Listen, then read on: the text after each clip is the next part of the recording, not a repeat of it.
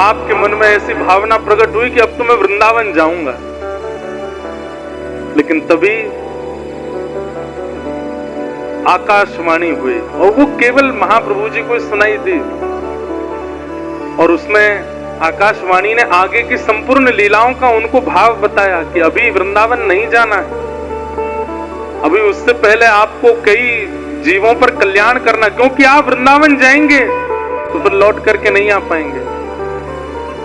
आप भगवत तत्व हैं लेकिन आचार्य तत्व में गए हैं, इसलिए जीव कल्याण के लिए अभी आपको बहुत लीलाएं करनी है, कई जीवों का उद्धार करना है, कई प्रेम पिपासुओं के ऊपर आपको अभी अनुग्रह करना है, इसलिए अभी आप वृंदावन नहीं जा सकते। कृपा करके अभी आगे की लीला संवरण करें। और यहीं से पंडित राज गौरांग अब भक्त राज हो गए। पंडित राज थे पहले इतने चंचल थे और अब उतने ही गंभीर, उतने ही सरल, उतने ही एक बात हम आपसे कहें, श्री गौड़िया वैष्णव परंपरा से अगर आप दीक्षित हैं तो आपके स्वरूप में कुछ हो चाहे ना हो, लेकिन एक चीज का दर्शन होना चाहिए, विनम्रता। क्योंकि श्री गौरांग महाप्रभु के भाव में विनम्रता है। अगर दूर से ही विनम्रता का दर्शन हो जाएगा तो सामने वाले को ये विचार करना पड़ जाए, ये निश्चित ही गौड़िया होगा, भले तिलक ना दिखे उसका, उसकी विनम्रता से अनुभव हो जाए कि ये गौड़िया वैष्णव है, ये महाप्रभु जी के भाव में। वैसे तो ये विनम्रता हम केवल गौड़ियाओं को ही क्यों कहें, सारे आचार्यों के अनुयायियों के अंदर विनम्रता होनी चाहिए, सरलता होनी चाहिए, दीनता होनी चाहिए, पर विशेष रूप से विनम्रता हमारे गौड़िया वैष्णवों में होनी चाहिए। अत्यंत दीन हो गए महाप्रभु जी। आप लौट करके आए, जिस स्थिति में गए थे और उस स्थिति में जब बालक नहीं लौटता है, सब लोग इधर देखिए, ध्यान से सुनिए कथा, मां को कितनी वेदना होती है। आप जैसे ही लौट करके आए तो क्या देखती हैं कि विद्यार्थी तो कंधे पर हाथ लेकर के चल रहे हैं, अभी उम्र क्या है, 20 साल के हैं बस। 2 विद्यार्थी नीचे से चरण उठाते हुए चल रहे हैं और आप कभी मूर्छित हो जाते हैं, कभी होश में आ जाते हैं, फिर मूर्छित हो जाते हैं, फिर होश में आते हैं, कभी रोने लग जाते हैं, कभी हंसने लग जाते हैं। वाक् गदगदा द्रवते यस्य चित्तम रुदत्य भिक्षणम हसति क्वचिच्च विलज्ज उद्गायत नृत्यते च मदभक्ति युक्तो भुवनम पुनातु। कभी तो आपके शरीर में इतनी ताकत नहीं होती कि आप चल भी नहीं पाते, उठ भी नहीं पाते, और कभी ऐसा आवेश आता है कि सब पीछे दौड़ते हैं और महाप्रभु जी पकड़ में नहीं आते।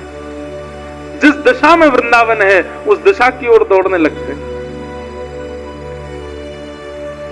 घर लौट करके आए, मां ने जब स्थिति देखी, सच्ची मैया से देखा नहीं गया महाप्रभु जी को, रो रो करके बेहाल हो गई। ये और जो उनके मौसा जी साथ में गए उनसे बोली, मैंने आपको किस लिए भेजा था, ये क्या करके लाए आप?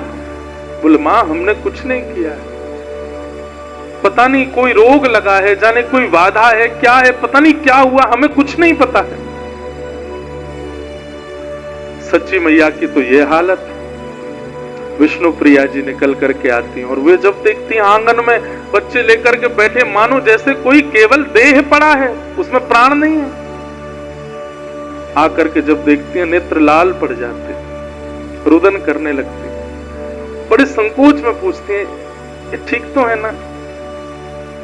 बच्चे कहते हैं हाँ श्वास चल रही है, थोड़ी देर पहले आवेश में आए थे लेकिन अभी नहीं पता है। आप बड़े धीमे से चल। अच्छा विष्णु प्रिया जी के बारे में सुनो, जब महाप्रभु जी तीर्थ यात्रा के लिए गया जी जा रहे थे तो मां से तो आज्ञा ली, और मां के बाद जब अपनी पत्नी के पास गए तो बोले अभी हमारे विवाह को 3 महीने हुए हैं, पर गृहस्थाश्रम में आने के बाद पत्नी की आज्ञा भी आवश्यक होती है, आप आज्ञा दें मैं तीर्थ यात्रा पर जाऊं। तो ये सुनते ही वो चरणों में गिरे, बोले कि आप बिल्कुल ये विचार ना करें, आपको मुझसे जीवन में कभी किसी आज्ञा की आवश्यकता नहीं है, आप मेरे प्राणनाथ हैं, मेरे जीवन धन है, आप जो सोचेंगे जो करेंगे सब मुझे स्वीकार है। लेकिन मैं आपसे एक आज्ञा चाहती हूं। तो महाप्रभु जी कहते क्या? बोले मैं आप जितने दिन बाहर रहेंगे उतने दिन में अन्न सेवन नहीं करूंगा, और जब आप लौट करके आएंगे और आप अन्न सेवन करेंगे आपका उच्छिष्ट, उसके बाद मैं अपना व्रत खोलूंगी। महाप्रभु जी बोले नहीं देवी ऐसा नहीं, ये इसकी आज्ञा बस आप मुझे दें। महाप्रभु जी ने आज्ञा दी और फिर 2-3 नियम बताए। बोले सुनो, कृष्ण उपासना करना, राम उपासना करना, नृसिंह भगवान की उपासना करना, सब उपासना पद्धति बताने लगे। तो विष्णु प्रिया जी बोली कृष्ण कौन है? बोले परमात्मा, नंद जी के लाला, आदि आदि सब बता। बोले मेरे लिए तो आप ही कृष्ण है। राम कौन है? बोले मेरे लिए तो आप ही राम है। मैं तो आपको ही पर ब्रह्म मानती हूं और मेरे लिए ब्रह्म आप है। मैं तो केवल गौर गौर भजूंगी, मैं तो केवल आपको भजूंगी। और आज जब गौरांग महाप्रभु लौट करके आए हैं तो उनकी पत्नी की स्थिति, वो देख नहीं पा रही है उनके रूप को। तभी आपको होश आता है और आप होश में आकर के जैसे बैठते हैं ढूंढने लगते हैं, कहां है श्याम सुंदर, कहां है मधुसूदन? अभी कन्हैया यहीं थे ना पास में, कहां चले गए? अपनी मैया से कहते हैं अरे मैया तू बता कहां है? सच्ची दौड़ करके आती हैं, हृदय से लगाती हैं, गौरांग आप कौन हैं?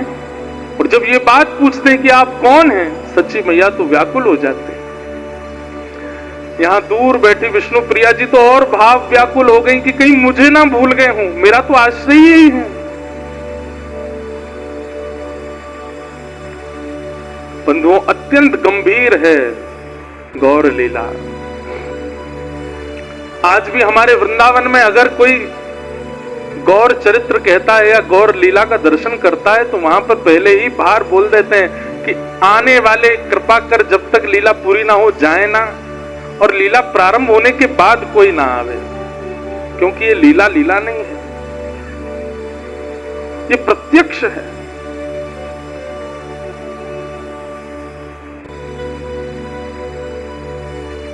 चैतन्य महाप्रभु जब जब भाव समाधि में गए कोई औषधि काम नहीं कर पाई, कोई वैद्य काम नहीं कर पाया, केवल एक ही औषधि थी और वो था नाम महामंत्र। बस मंत्र गाया जाता था, उसी से ही वो स्वस्थ होते थे। और यही गोपियों की स्थिति है। आप अगर चैतन्य चरित्र सुन रहे हैं तो आप एक प्रकार से ये कह सकते हैं कि कृष्ण विरह में विहरणी आप ब्रजवासियों के चरित्र को सुन रहे हैं। एक साथ लाखों ब्रजवासियों के हृदय का भाव श्री चैतन्य महाप्रभु के अंदर दिखेगा आपको।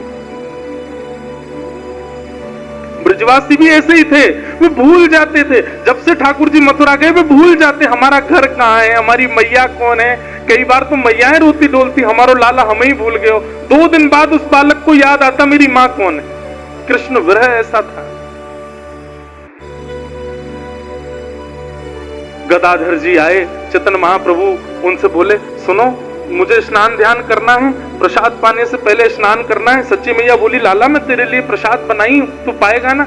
माँ ऐसे नहीं, अभी मैं स्नान करने जाऊंगा उसके बाद पाऊंगा। अभी होश में आ गए और आप गदाधर जी के कंधे पे हाथ धर के गंगा स्नान के लिए जाने लगे। बीच रास्ते में ही भावावेश आ गया और वहां कहने लगे तुम मुझे वृंदावन लेकर के जा रहे हो ना? ये सामने यमुना जी है ना? लेकिन गदाधर यमुना का जल तो श्याम वर्ण का है, ये गौर वर्ण क्यों दिख रही है? अरे ये गंगा जी, ये यमुना जी नहीं है, ये कोई और नदी है। और कहीं ऐसा तो नहीं है वृंदावन नहीं? और फिर से रोने लग जाते, अरे ये तो वृंदावन है ही नहीं, ये तो यमुना जी है ही नहीं। यमुना जी कहाँ है, वृंदावन कहाँ है? मुझे वृंदावन लेकर के जाओ। और उठ करके फिर दौड़ने लगते।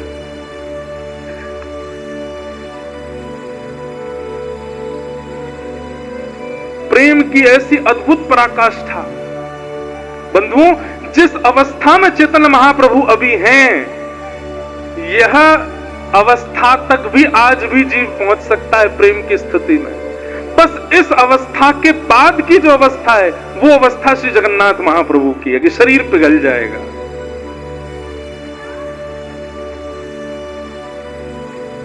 महाप्रभु जी स्नान किए, लौट करके आए सब ठीक हैं।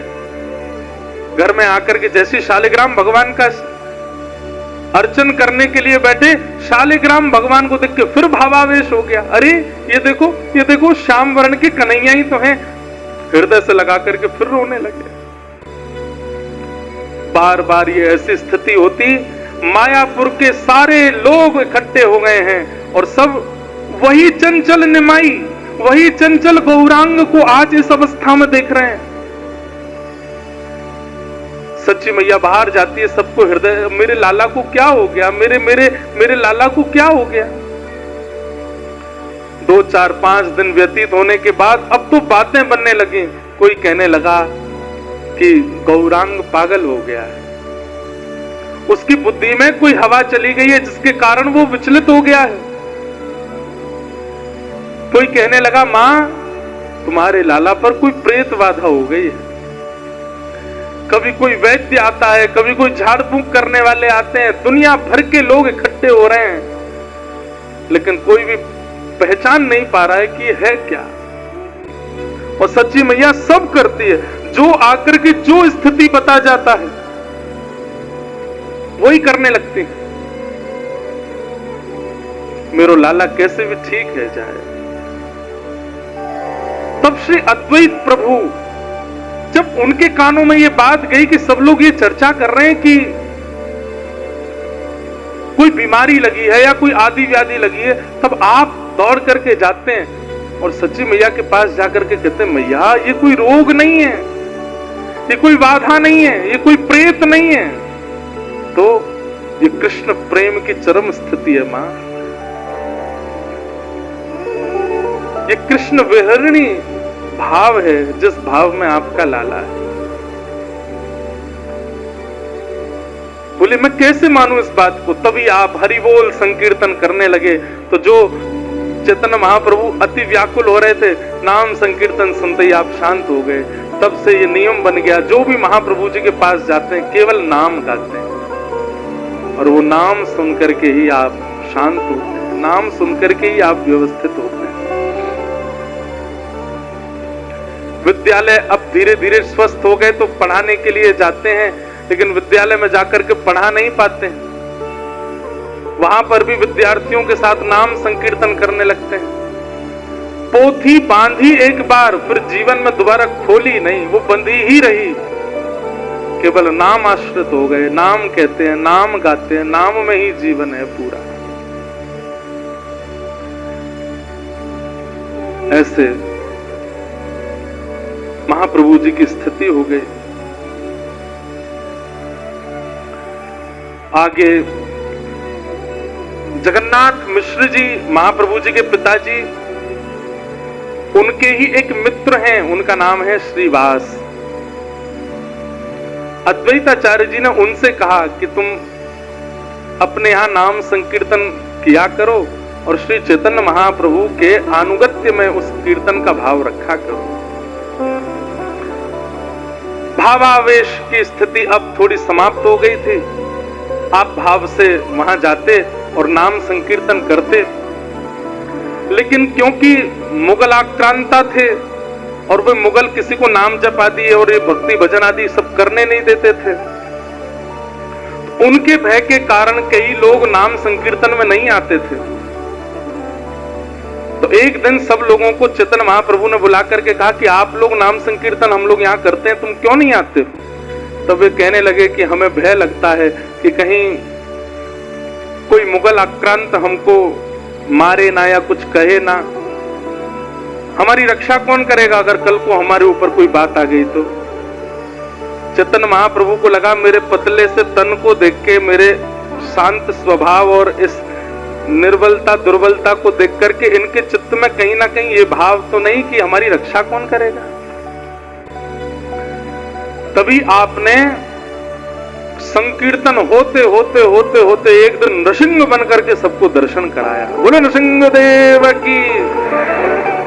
और सब देख करके आनंदित हो गए, साक्षात नृसिंह के रूप में प्रकट हो गए। थोड़ी देर में ही आप वराह बन गए और वराह नृसिंह दोनों रूपों का दर्शन करा के पुनः आप चैतन्य बन गए और सबके चित्त में विश्वास दिला दिया कि चिंता नहीं करो, अगर कल को नाम संकीर्तन भजन संकीर्तन में कोई बाधा आएगी तो हम नृसिंह रूप धारण करके उसका वध कर देंगे, लेकिन आपके भजन में विक्षेप नहीं आएगा। और इस भाव से और भीड़ जुटने लगी। पूरी मायापुरी एवं बंगाल के कोने कोने में चैतन्य महाप्रभु के नाम और उनके भाव और उनके प्रेम की स्थिति पहुंचने लगी। कई लोग तो उसको पाखंड समझते थे, कई लोग उसको कोई जादू समझते थे, क्योंकि दूर बैठ करके अपमान करने वाले भी जब चैतन्य महाप्रभु के सामने आते थे तो उनके मुख से भी हरि बोल हरि बोल हरि बोल अपने आप प्रकट हो जाता था, केवल दर्शन मात्र से। कोई परिवार के लोग कहते कि हमको चैतन्य महाप्रभु के पास जाना है, तो परिवार के लोग डांटते, कहां जाओगे, कोई पाखंडी बाबा है, किसके यहां जाना है। लेकिन वही परिवार के लोग जब अपने बालकों को लेकर के आते तो महाप्रभु जी की एक झलक पड़ते ही वे परिवार के लोग भी नाम संकीर्तन में उन्मत्त हो जाते थे।